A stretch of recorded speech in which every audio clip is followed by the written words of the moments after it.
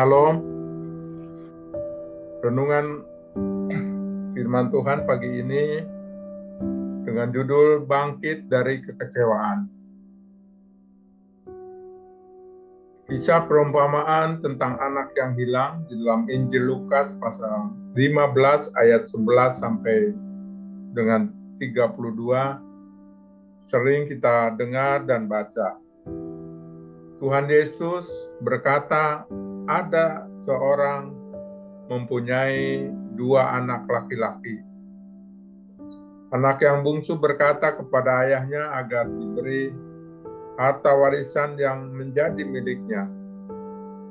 Memang tidak layak menerima harta kekayaan yang menjadi warisnya ketika ayahnya masih hidup. Ayahnya membagi-bagikan harta kekayaan itu di antara mereka.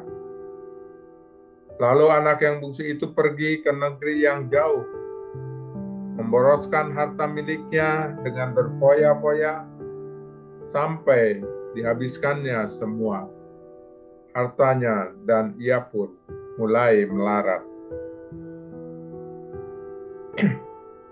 Bencana kelaparan timbul di dalam negeri ia tinggal, sehingga anak bungsu ini terpaksa bekerja sebagai penjaga babi.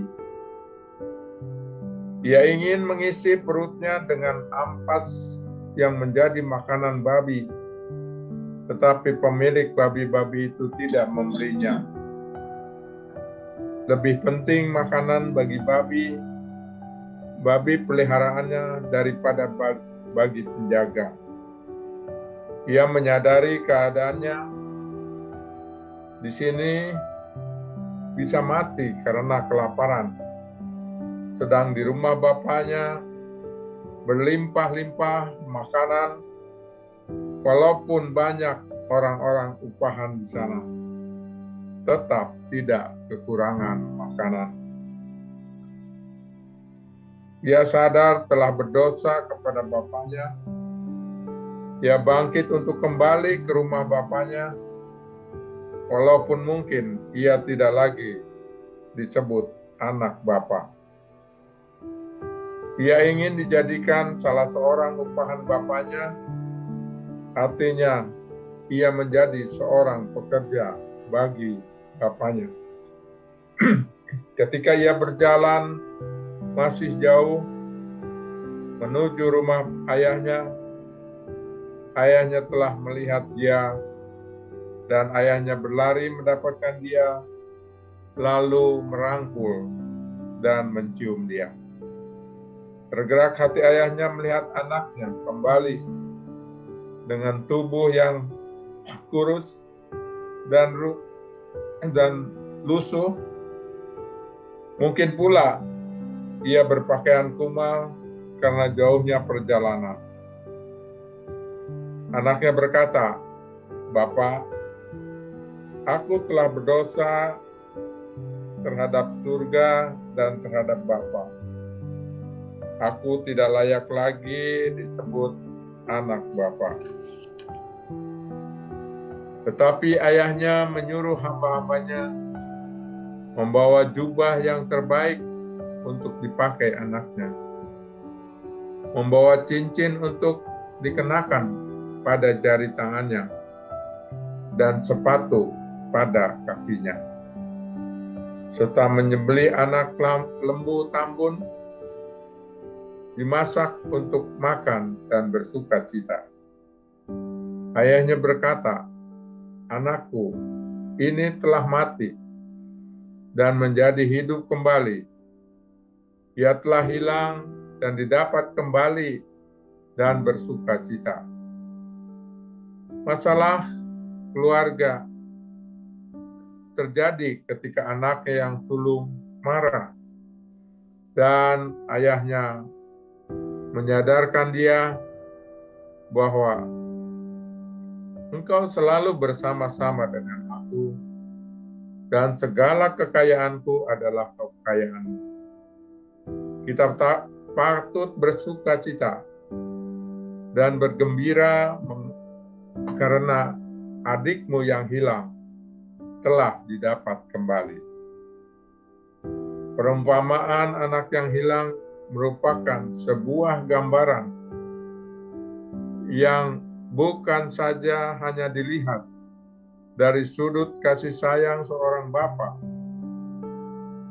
Perumpamaan ini juga mengajar kita tentang sesuatu yang bisa kita lihat dari perspektif si anak bungsu untuk bangkit dari kekecewaan.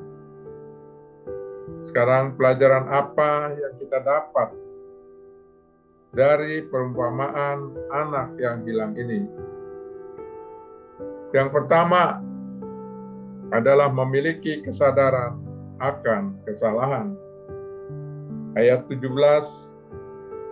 katakan, lalu ia menyadari keadaannya, katanya, betapa banyaknya orang upahan Bapakku yang berlimpah-limpah makanannya, tetapi aku di sini mati kelaparan.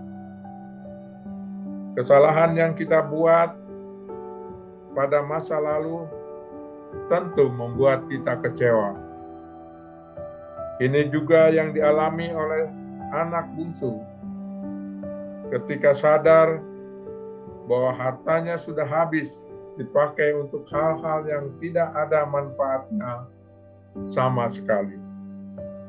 Langkah awal yang baik dilakukan si anak bungsu yaitu ketika ia menyadari kesalahannya. Seseorang akan sulit untuk bangkit dari kekecewaannya jika ia sendiri tidak terlebih dahulu memahami masalah dan kesalahannya.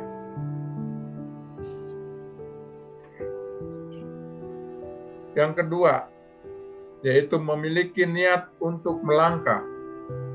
Di dalam ayat 18 sampai dengan 20 saya bacakan. Aku akan bangkit dan pergi kepada Bapakku dan berkata kepadanya, Bapa, aku telah berdosa terhadap surga dan terhadap Bapa. Aku tidak layak lagi disebutkan anak Bapa. Jadikanlah aku sebagai salah seorang upahan Bapa. Maka bangkitlah ia dan pergi kepada bapaknya. Ketika ia masih jauh, ayahnya telah melihatnya. Lalu tergeraklah hatinya oleh belas kasihan.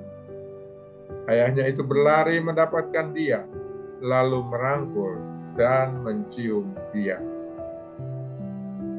Sadar akan kesalahan saja juga tentu tidak cukup untuk bangkit dari kekecewaan.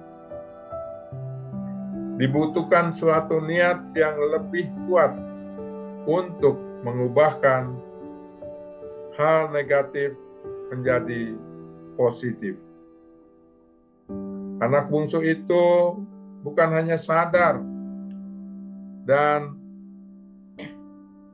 berpangku tangan, tetapi yang ia lakukan adalah bangkit dan melangkah pergi kepada bapaknya.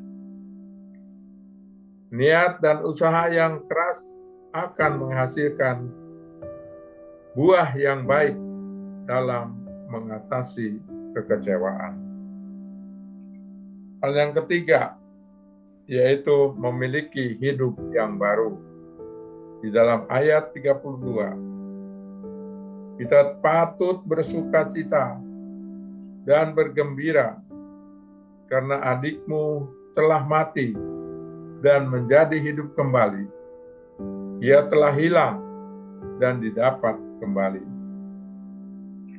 Ketika sebuah kekecewaan berhasil diatasi, maka langkah terbaik selanjutnya adalah memulai lembaran hidup baru.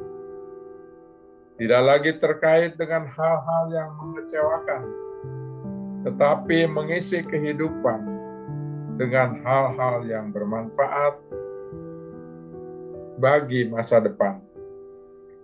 Cara terbaik untuk melupakan dan meninggalkan masa lalu yang mengecewakan adalah dengan melakukan pada masa kini hal-hal yang positif untuk memuliakan Tuhan.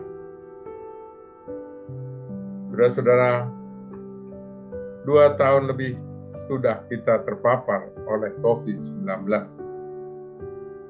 Mungkin kehidupan kita mengecewakan karena kesehatan, usaha kita menurun, diberhentikan dari pekerjaan, ataupun terpapar COVID-19 juga. Mari kita tetap tekun, berusaha untuk bangkit dari kekecewaan pada masa lalu. Hidup itu tidak selalu mulus. Ada saatnya merasa beruntung. Ada saatnya kita kecewa.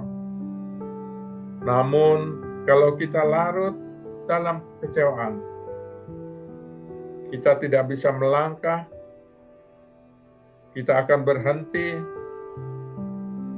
dan terus dalam kekecewaan kita. Tuhan sebenarnya memberikan peluang-peluang kepada kita.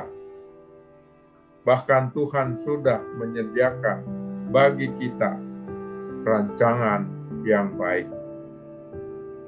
Terkadang karena kita mengandalkan kekuatan kita sendiri, merasa kita mampu, akhirnya kekecewaan yang didapatkan. Kalau akhirnya kita jatuh dalam kekecewaan, ingat satu nama yang mampu membangkitkan kita dari kekecewaan, yaitu Tuhan Yesus. Di dalam Pengkhotbah pasal 3 ayat 11, Ia membuat segala sesuatu indah pada waktunya.